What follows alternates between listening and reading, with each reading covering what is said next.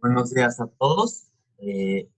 Seamos bienvenidos a la última clase de este curso de Historia de México, en el cual pues sí estuvimos viendo bastantes temas que tuvieron que ver sobre la, la Revolución Mexicana, sobre las diferentes facciones que participaron en la Revolución Mexicana, el caudillismo, el presidencialismo, el Estado postrevolucionario, el problema agrario, que sí fueron problemas muy fuertes que se tuvieron que atravesar para poderse consolidar un Estado mexicano postrevolucionario. Ahora, en esta última lección veremos sobre la cuestión de la década de 1960 a 1980. Obviamente mi presentación no abordé mucho por cuestiones de tiempo y por cuestiones de querer resumir todo lo que conlleva todo este proceso, pues casi 20 años, de 1960 a 1980. Fueron procesos muy fuertes porque convergieron más lo económico y lo político en la historia de México, que a mi manera, pues sí, son problemas palpables que se pueden exhibir en la actualidad.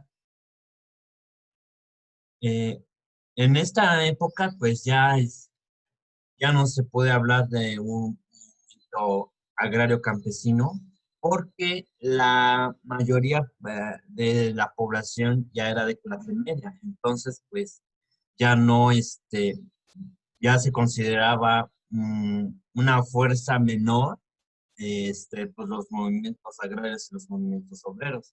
Entonces ya está surgiendo la clase media como una clase consciente de que debe de haber una participación para la consolidación de este nuevo Estado. Yo así lo definiría.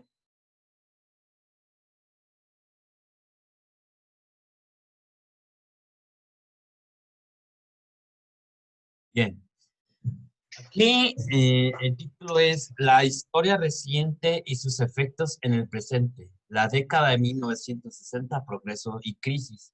Es lo que yo quisiera que ustedes entendieran, que en esos años, en 1960, 1980, hubo procesos de prosperidad y ya después, para entrar a la década de 1980, ya hubo un descenso económico muy fuerte, hubo crisis económica.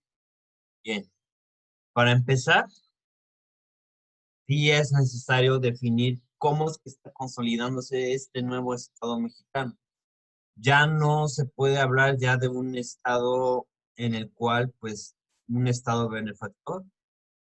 Vimos que ya este Estado lo que le está dando prioridad que es a una iniciativa privada, pero hay una característica muy particular sobre esta década, que es considerada como la etapa final del periodo conocido como Milagro Mexicano, cuya etapa se caracteriza por un crecimiento económico e industrial en aras de atender las demandas clínicas de la Segunda Guerra Mundial. De lo que vimos hace dos clases pasadas, de que vimos que el desarrollo industrial era importante para poder producir materias primas. La mayor parte de los obreros y campesinos se fueron a los Estados Unidos y trabajaron como jornaleros agrícolas. Unos tantos se prepararon para ejercicios militares, que eso sirvió para que fueran a pelear a Europa. Otra característica es el crecimiento económico de México se basó en una constante intervención del Estado, bajo la premisa que el Estado garantizara ser una guía en el desarrollo de la nación y ser mediador de la población entre empresarios y trabajadores. O sea, el Estado ya intentaba de que todo el mundo fuera beneficiario de esto, o que se limaran las perezas entre clase trabajadora y clase pues, burguesa que tenía el suficiente capital para poder echar a andar una industria muy importante. Entonces, en esta década, pues se trataron de hacer como que negociaciones o o arreglos, pues para que la clase subalterna o lo que yo quisiera llamar las clases medias bajas, pues tuvieran acceso a las mismas oportunidades que, bueno, no las mismas oportunidades, sino que fuera un trato igualitario en torno a salarios y en torno a prestación. Eh, Aquí yo puse que el crecimiento económico y estabilidad política eran los signos más destacados del país. La clase gobernante se mostraba orgullosa de sus logros en la conducción de la nación. O sea, esto ya definitivamente, pues sí estábamos en un crecimiento económico muy notable, porque pues lo que se retribuyó después, pues sí, fue muy importante, en el cual, pues en estas décadas, pues se creó una infraestructura, caminos, puentes, edificios públicos, sistemas de irrigación, aunque ya, como lo habíamos visto en clases anteriores, pues el desarrollo, el progreso del campo, pues no era igual, era una desigualdad enorme. Fíjense que en este periodo es un periodo muy fuerte, muy represivo.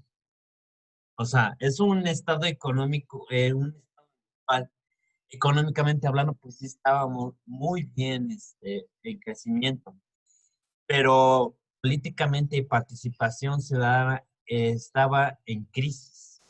Les voy a explicar por qué. La modernización durante los periodos presidenciales de Miguel Alemán Valdés, Adolfo Ruiz Cortines, Adolfo López Mateos y Gustavo Díaz Ordaz transformó por completo a México de una sociedad agraria se pasó a una urbana e industrial. La clase media de las ciudades se desarrolló rápidamente y comenzó a tener un peso político que superó a las organizaciones obreras y campesinas, de los que le estaba yo comentando que obviamente pues ya estas sociedades agrarias y sociedades de carácter obrero pues estaban perdiendo pues influencia porque eh, por ejemplo, Adolfo López Mateos fue el responsable de ejecutar al último líder campesino, de hecho fue aquí en Morelos, eh, Rubén Jaramillo, que representaba pues, una fuerza campesina muy fuerte. Y, pero la clase media empezó a consolidarse como una oposición o como la mayor parte de las protestas aquí en México. ¿Eso en qué se basó? Pues en que usualmente había huelgas y había movimientos también de ferrocarrileros y de movimientos de la... Ah, también hubo una huelga de los trabajadores de la educación. Entonces, en estos sexenios, pues se caracterizó porque el gobierno presidencial fue muy autoritario, bastante autoritario. Realmente, pues no aceptaba cuestionamientos de la oposición. Vemos un ejemplo concreto. Este periodo se caracterizó por una importancia política en torno a las demandas de los sociales de clase media. Las huelgas las huelgas y pequeñas revueltas, aquí me falta, dice, pequeñas revueltas estaban al orden del día y la represión del gobierno era más fuerte que nunca. Los nombres de Otón Salazar y Demetrio Vallejo circularon por aquella época como símbolo de resistencia y de dignidad trabajadora. Sin embargo, la derrota del sindicalismo democrático y combativo está documentado. Estos trajes fueron importantes en varios movimientos sociales y varias huelgas o protestas por querer tener un reconocimiento a atender a sus demandas. Este señor, Otón Salazar, fue responsable de la huelga de maestros en 1957, si no me equivoco, que pedía ya pues un balance en los salarios de los maestros. Y este señor, Demetrio Vallejo, fue líder del movimiento ferrocarrilero. Los ferrocarrileros también se fueron a la huelga por obtener mejores condiciones de trabajo. Sin embargo, estos dos personajes estuvieron encarcelados, más Demetrio Vallejo, que sí, realmente sí estuvo encarcelado con más de 10 veces.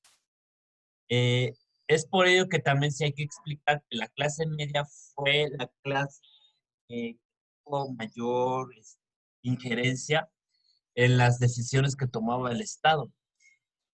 Ya vimos que aquí el Estado pues sí es muy represivo, muy autoritario, que no aceptaba pues, críticas al régimen. Este, de hecho, algo interesante que ustedes deben saber, que por ejemplo, Adolfo López Mateos y Gustavo Díaz eran agentes de la CIA. Sí, eran agentes de la CIA. Y de hecho, yo tengo documentados eh, estas afirmaciones están documentadas en las cuales ellos fueron pues miembros de la CIA. Entonces, eh, estos presidentes compartieron esa misma política. Tenía la política de gobierno Miguel Alemán Valdés, una política de persecución al socialista. Entonces, como estos dos presidentes también eran miembros de la CIA, pues también ellos sí tenían esa misma política de persecución de los comunistas. Y hablando ya en un tema global, pues vemos que esto tiene que ver sobre la Guerra Fría, que la Guerra Fría pues es un conflicto ideológico, no tanto bélico, así un enfrentamiento de cuerpo a cuerpo, en el cual pues, se están convergiendo estas dos fuerzas ideológicas para ver, si lo quieren verlo, para ver quién ganaba. Rusia, bueno, por ejemplo, la Unión Soviética en ese entonces, pues hacía cosas que para poder ser la potencia suprema. Pues ya había mandado al hombre a la luna, había desarrollado una carrera armamentística muy fuerte. También Estados Unidos quería también hacerle lo mismo. De hecho, en estos años estaba en auge sobre la Revolución Cubana.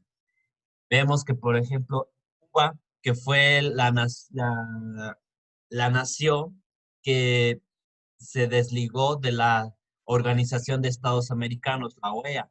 No sé si hayan oído de esa organización, que es una organización creada especialmente por Estados Unidos. ¿Sí? ¿Alguien quería hablar? Yo, profe. Bueno, no se deslindó, los echaron. Ajá, exactamente, los echó. Estados Unidos dijo adiós de Cuba, de la Ujú. Organización de los Estados Americanos, porque obviamente pues Cuba presentó más este, simpatía por la Unión Soviética. Entonces, eh, pues Cuba fue expulsada de la organización de los Estados Americanos. Gracias por corregirme, Daniel. No fue porque Cuba quisiera, sino lo expulsaron. Esta organización pues consiste en el cual es una composición de varios países que están en común acuerdo, pues para tomar decisiones políticas, para ayudarse entre ellos. Obviamente, pues el principal jefe, pues es Estados Unidos. De hecho, pues esta organización aún, ya recordemos, por ejemplo, el golpe de Estado en Bolivia, pues Bolivia pues es integrante de la Organización de los Estados Americanos. Obviamente, pues Estados Unidos metió las narices en lo que no le importaba para poder determinar qué es lo que se tenía que hacer para poder reconocer el gobierno supuestamente usurpado. Bien, pero eso, disculpen por salirme un poquito de contexto, pero es para ustedes tengan presente qué es lo que pasaba internacionalmente. Eh, es por ello que, por ejemplo, aquí en México, pues sí, se desarrolló como una cuestión de paranoia anticomunista. ¿Por qué? Pues porque, por ejemplo, un ejemplo más concreto, lo que yo traté en mi tesina sobre el líder agrario Rubén Jaramillo, supuestamente se tenían noticias de que él estaba recibiendo entrenamiento militar en Cuba y que en reiteradas ocasiones se había entrevistado con para como una disque movimiento armado para poder desestabilizar al gobierno de López Mateos, qué cosa no era cierta, pero pues obviamente pues hay que ver el clima muy grande en el cual pues sí era muy frecuente de que se desarrollara ese tipo de paranoia, de que por ejemplo, estos movimientos sindicales y ferrocarrileros supuestamente eran influidos por ideas comunistas o por ideas de la Unión Soviética, cosa que no es cierto. Algunos sí, sí no niego que sí, una, leyeron bibliografía, tuvieron cierta ideología, pero no fue un peso importante como para que el gobierno en turno los calificara de esa forma. El gobierno utilizó, aquí hay un ejemplo del cual cómo el gobierno intentaba poder calmar o de atenuar pues las protestas que estaban en contra de su régimen. Aquí dice y la verdad esto no lo sabía, esto lo investigué ayer, con mucho gusto yo les puedo pasar el PDF donde donde estaba esta investigación, que dice que el gobierno utilizó como el IMSS y el ISSSTE para dar pruebas de su comportamiento revolucionario en lo que respecta a las prestaciones sociales, y así neutralizar la lucha de clases con semejante mediación corporativista. Para revelar la lucha sindical, vivieron las clases medias que tuvieron su mayor relevancia en el movimiento estudiantil de 1968. Eh, Como ustedes recordarán, hace como unas 5 clases hablé sobre las instituciones de la salud y de la educación. Pues, por ejemplo, el IMSS se creó en 1945 en el gobierno de Manuel Ávila Camacho y el ISSSTE se creó durante el gobierno de Gustavo Díaz Ordaz, en los cuales pues, son instituciones que prestan el servicio de seguridad social para los trabajadores del Estado. Entonces, en este inter de las diversas protestas sociales de la clase media, pues el gobierno pues trataba de que se le fuera de las manos de poder llegar a un arreglo. Entonces, pues empezó, pues tú, por ejemplo, que eres el ferrocarrilero y que estás peleado con los de la CTM o que de la CTM no está de acuerdo con otro, ¿qué te gustaría? Ferrocarrileros o con los obreros. Entonces, el gobierno pues empezó pues a darles la facilidad de poder adquirir el seguro social, así como para poder calmar los ánimos y que, diciendo, pues este gobierno pues sí nos está poniendo atención, cosa que nada más era para poder calmarlos, no era para que realmente atender el problema. Eh, de lo que fue Adolfo López Mateos y Díaz Ordaz, hubo obviamente movimiento de huelga de ferrocarriles, el movimiento de magisterial de Otón Salazar, una huelga de médicos, esto no lo sabía, la huelga de médicos del parte del IMSS, que pues exigía mayores prestaciones sociales, también mejora en los salarios, y el movimiento que fue más representativo, les diré por qué en mi punto de vista sea representativo, es el movimiento estudiantil de 1968. Digo que es lo más representativo porque no solamente la clase media pues tuvo injerencia ya en el Estado, sino que ya se puede hablar de una participación ciudadana. Fíjense que en este entonces pues el gobierno yo lo denominaría antidemocrático, porque era muy represivo, o sea, no aceptaba las críticas. Entonces, es por ello que esta clase media tuvo esta conciencia de tener injerencia y de ser reconocidos parte fundamental de pues de la estructura del Estado, porque pues el Estado los estaba haciendo a un lado, porque era muy represivo. El Estado se ufanaba, se ponía orgullosa de que él había sido el responsable de poder llevar a cabo las demandas de la Revolución Mexicana y que, pues, como lo habíamos visto eh, hace 3 presentaciones de esto, que presumía de que había creado una enorme infraestructura. Sí es cierto, o sea, recalco, sí es cierto que sí, hubo un gran crecimiento económico, pero participación ciudadana estaba al tope de una crisis porque era constante de que el gobierno pues disolviera los mítines, las manifestaciones. Era una ola de violencia muy enorme para poder, pues, poder amenazar a esta gente. Ahora, en este periodo, el Estado logró afianzar su autonomía frente a la sociedad, silenciando a las oposiciones con diferentes métodos, desde la compensación económica, como el ejemplo les había dado sobre el IMSS, el ISSSTE, hasta la represión, para asumir de manera equívoca la dirección del cambio. Globalmente, este fue un periodo de consolidación de las estructuras políticas en un contexto de crecimiento económico acelerado.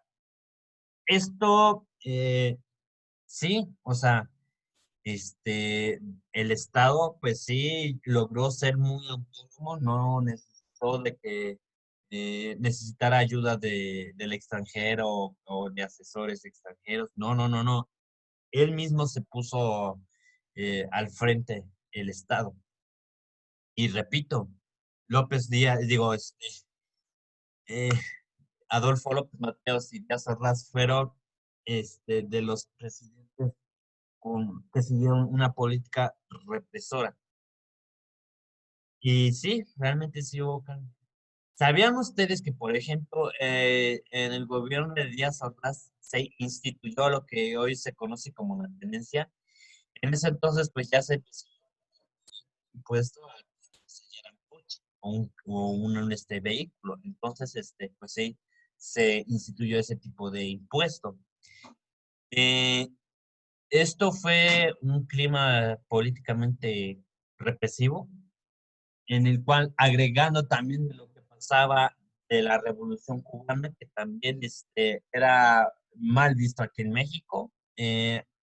Algunos pensaban que también eran partidarios de la Revolución. De hecho, Fidel Castro aquí estuvo en México, estuvo entrenando por varios meses, creo que en Tampico, antes de regresar a Cuba para poder derrocar al gobierno de Fulgencio Batista. Bien, aquí hay otras cosas que sí me gustaría agregar, que dice, en una enrarecida atmósfera política, el gobierno de Estados Unidos inició una campaña.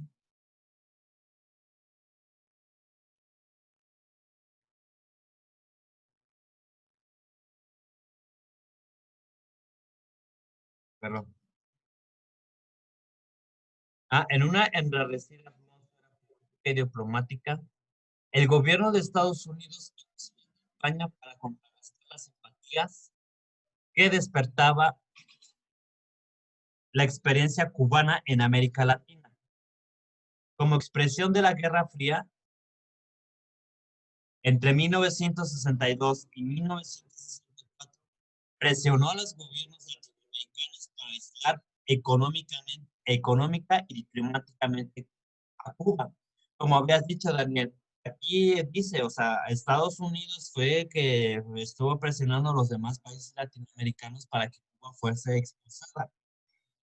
Pero en ese terreno, México se negó a sumarse a la iniciativa estadounidense. Fue el único que se mantuvo firme en su postura independiente en la Organización de Estados Americanos. Eso le valió prestigio internacional. Al mismo tiempo, el gobierno estadounidense impulsó una alianza para el progreso encaminado a prevenir nuevos brotes insurreccionales en América Latina. mediante diversas reformas sociales y políticas. En ese contexto se ubica la adopción de México del sistema de diputados de partido, que permitió el acceso al Congreso de la Unión en un reducido número de opositores a partir de 1964.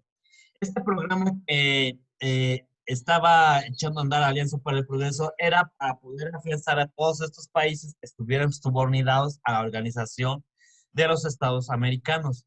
Es un programa que también económico, en el cual pues, sí, Estados Unidos mediante ese programa trata pues de apoyarte económicamente, políticamente, para que tú tengas un desarrollo de infraestructura o en lo que tú en el país necesitas.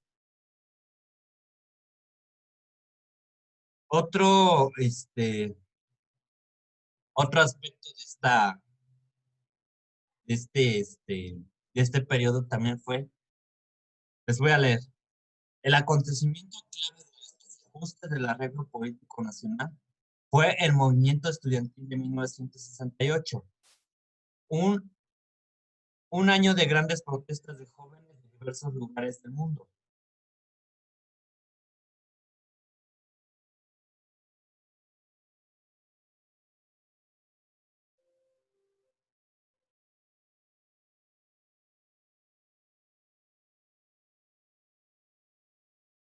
Ah, perdón, ahora sí. Este, aquí, aquí hay otra, otro contexto que hay que analizar. El acontecimiento clave de los desajustes del arreglo político nacional fue el movimiento estudiantil de 1968, un año de grandes protestas de jóvenes en diversos lugares del mundo. Este movimiento y sobre todo su desenlace en la matanza de Tlatelolco mostró la distancia entre una sociedad cada vez más urbana y diversa y un régimen político que imaginaba que su empeño modernizador jamás se tornaría en una amenaza, un desafío a su autoridad. Este episodio de represión reveló un México incapaz de negociar y arreglar un conflicto que había comenzado como un simple pleito entre estudiantes. El presidente Díaz Ordaz creía ver una conspiración comunista que amenazaba la estabilidad nacional. Conforme se acercaba al inicio eh, de los 19 Juegos Olímpicos que serían inaugurados en la Ciudad de México, el 12 de octubre de ese mismo año, la situación se fue complicando. En septiembre el ejército ocupó y desocupó las instalaciones de la UNAM, así como las del Instituto Politécnico Nacional. El desenlace llegó a la tarde del 2 de octubre, en una trama que apenas empieza a desentrañarse. Los estudiantes reunidos en la plaza de Tlatelolco fueron atacados por soldados del ejército.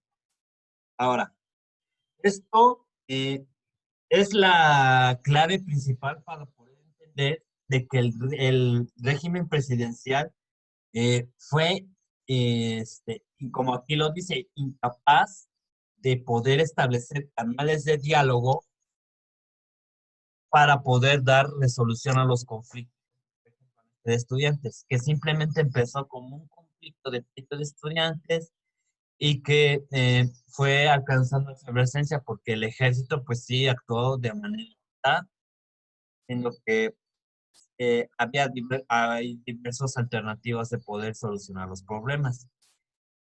Entonces, se puede hablar de este periodo como un periodo de pero políticamente hablando no lo hubo. Se cerraron los canales de diálogo a a la clase media que protestaba por cuestiones laborales, que protestaba y que empezaba a cuestionar el gobierno en turno. Entonces, estos gobiernos sí, fueron bastante autoritarios, tuvieron una figura muy autoritaria, e incluso el presidente Díaz Ordaz, en su informe de gobierno, habló de que él fue, él permitió, ¿cómo se dice? Hemos sido tolerantes hasta excesos críticos. pecados.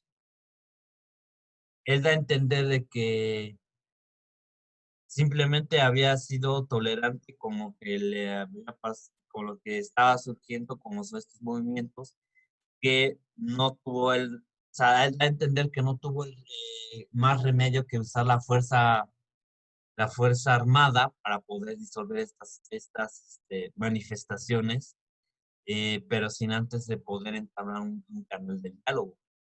Ahora, yo les recomiendo a ustedes de que sí hay películas y documentales de esto. En YouTube pueden ver dos películas que se este clima de represión comunista. Una se llama Canoa y otra se llama Rojo Amanecer. Estas dos películas muestran sobre cómo políticamente hablando se perseguía a lo que es a esta clase media que según representaba un peligro para el gobierno de México.